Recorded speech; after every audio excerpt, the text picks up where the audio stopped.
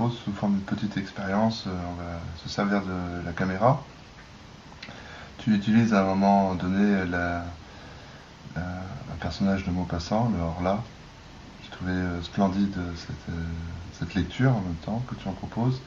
Donc je te propose de t'asseoir à côté et d'adopter la posture du Horla, puisqu'on ne te verra plus dans le champ, on verra un siège vide, oui. Qui c'est que d'écrit, et de filmer en gros. Entièrement d'accord. Là, je m'évanouis. Hors champ, hors là. Et par exemple, à ce propos, quelque chose qui est similaire à mon sens, quel est ton rapport à un livre, à un ouvrage, cette part à la fois, est-ce que c'est une part animale de toi, une part charnelle, est-ce que c'est seulement du corps médial, quel est le lien qui se fait C'est très directement une trajection, puisque un livre va déployer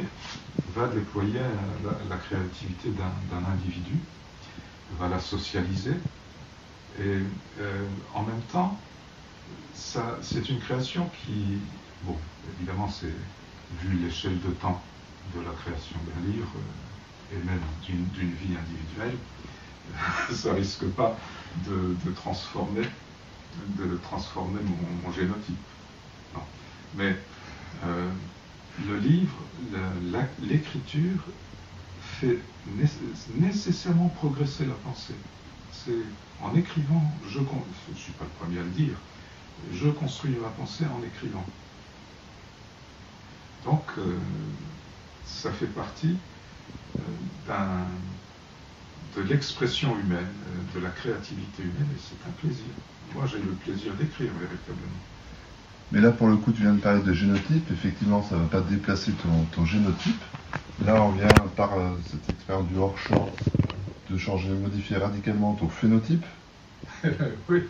Et en quoi un livre est une expression de ton phénotype?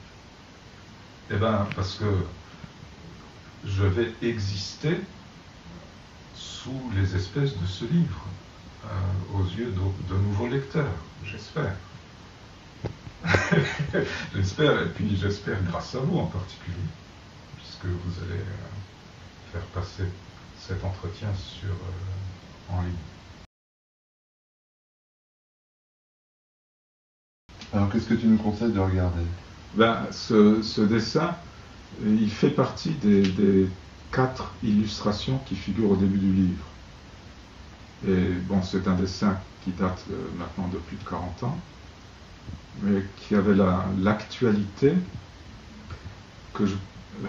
d'être réinterprété et reprédiqué en tant que l'antre de la femelle obscure. D'ailleurs, je crois que l'idée vient de toi.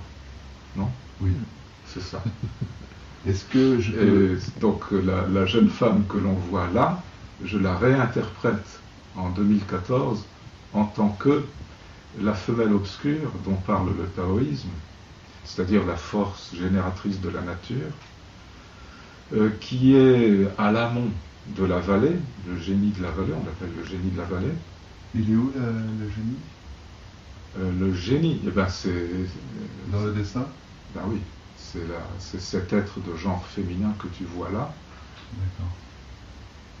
Je te propose pas de faire un grossissement sur la partie qu'on peut rapprocher de l'origine du monde chez Courbet. De toute façon, c'est moins précis. Mais tu pourrais montrer les montagnes, parce que les montagnes, c'est le Kunlun dans la réinterprétation. Alors qu'à l'origine, c'est simplement les Alpes japonaises. Et c'est le souvenir d'un voyage dans les Alpes, le premier voyage que j'ai fait dans les Alpes japonaises en septembre 1969. Alors justement, cette ouverture au travers de laquelle on voit les montagnes, est-ce qu'elle n'est pas le revers de l'origine du monde? C'est-à-dire la vision vue depuis l'intérieur de la vulve? Tout à fait. Le monde. Tout à fait. Justement, c'est un dedans-dehors, indéfiniment dedans-dehors. Et ça retrouve finalement la conclusion de mon livre, la formule latine natura natura semper. C'est-à-dire la nature sera toujours à nature. Tu sais que natura c'est le participe futur de natura. de nasci qui veut dire naître. Oui.